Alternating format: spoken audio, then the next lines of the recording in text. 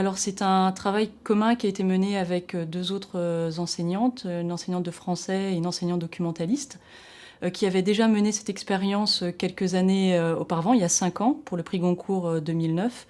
Et donc l'envie était venue de renouveler l'expérience et d'inscrire cette fois-ci une classe de première L pour essayer de redynamiser aussi un petit peu la filière littéraire. La sélection était quand même était rude au niveau de toutes les classes qui postulent pour cette opération. Et que voilà, c'était effectivement une chance de vivre ça, sachant que ça ne se reproduirait probablement jamais pour eux dans leur scolarité.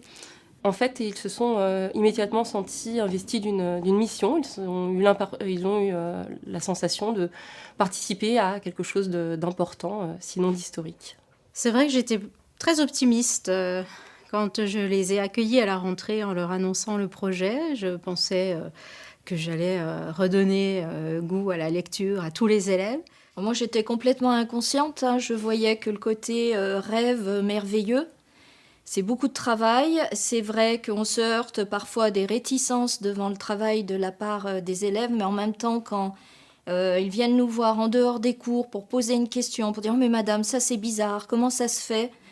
Pour moi, c'est gagné parce que c'est de l'intérêt, quoi qu'il en soit. Donc, même s'il y a des hauts et des bas, c'est vraiment une très belle expérience. En ce qui me concerne, ce qui a changé, c'est peut-être de prendre conscience de plus de lenteur dans la lecture que de notre part.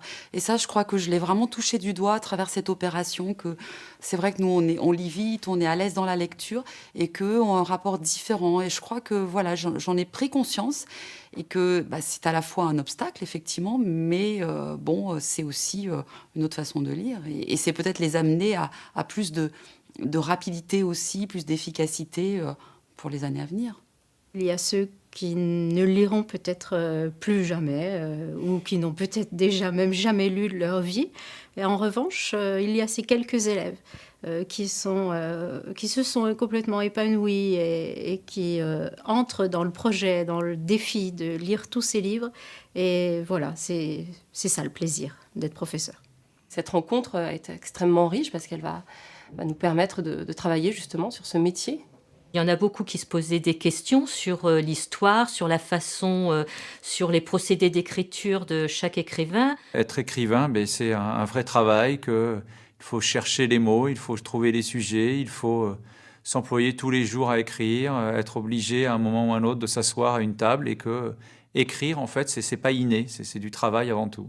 D'un point de vue pédagogique, c'est toujours intéressant d'emmener des élèves de lycée professionnel sur le chemin de la lecture. Pour eux, ça a été une expérience, je dirais, intéressante parce que nous sommes dans un petit lycée de campagne, entre guillemets, que rencontrer des auteurs contemporains en chair et en os, c'est probablement quelque chose qui va marquer leur esprit. Et a fortiori, de découvrir en même temps que la littérature contemporaine. On est sur un pied d'égalité, on découvre les livres en même temps. Et je crois que c'est un atout aussi, qu'ils sachent qu'on n'en sait pas plus qu'eux sur les livres qu'on va découvrir.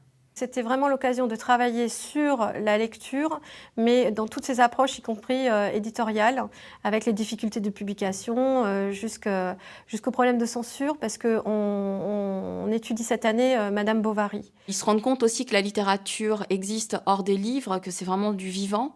L'idée, c'est aussi de leur permettre d'ouvrir leur culture littéraire pour des élèves qui vont notamment passer l'épreuve de bac français. Donc c'est aussi un plus, puis c'est aussi de leur donner envie peut-être de lire.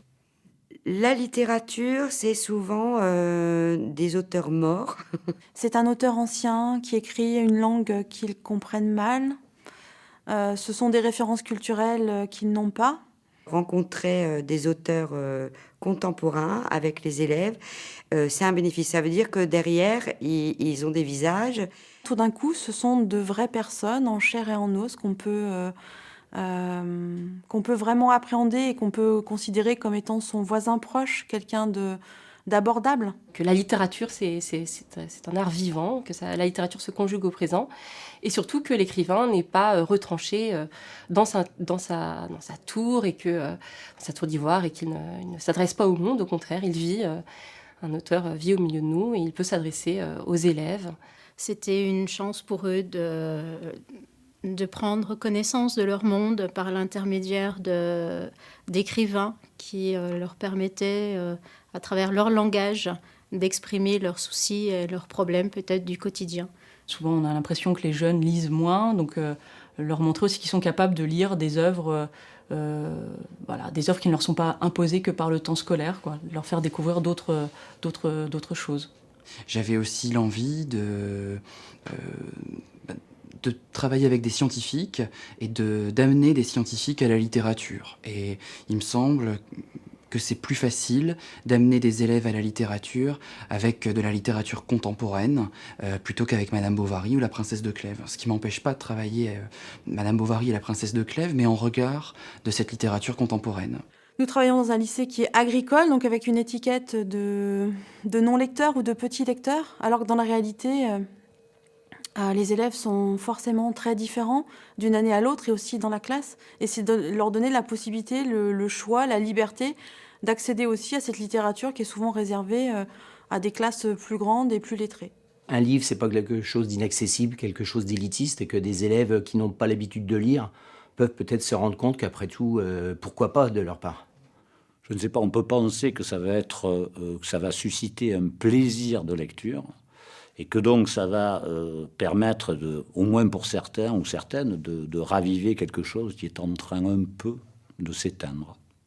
Je pense que ce qui va changer beaucoup pour eux, c'est l'ouverture à un autre support de réflexion. C'est-à-dire que ce sont des élèves et des adolescents, avant toute chose, qui réfléchissent par rapport à l'actualité, qui réfléchissent par rapport à des phrases brèves sur Twitter ou des avis sur Facebook, et de les confronter à une réflexion plus dense, avec de la littérature, avec de la fiction. Je crois que ça leur apportera beaucoup. En termes généraux, c'est aussi pour eux l'occasion de s'exprimer justement en public devant leurs pairs, c'est-à-dire devant les autres élèves, mais aussi devant des publics qu'ils ne connaissent pas forcément. Et ça peut les aider, ne serait-ce que pour le bac de français ou dans des expériences futures pour eux. Je pense que c'est très enrichissant à ce niveau-là. C'est quelque chose qui est très formateur que de se confronter à la pensée d'un auteur. Et en cela, c'est déjà d'une certaine façon une initiation à la philosophie. Les élèves qu'on a entre les mains, ce sont les futurs lecteurs. Si ce ne sont pas déjà les lecteurs actuels, ce sont les futurs lecteurs. Donc je crois qu'on a un rôle énorme à jouer. On se rend compte que finalement, ils apprécient d'avoir un livre entre les mains. Et finalement, ils ne sont pas tellement technologie moderne, pour la lecture en tout cas.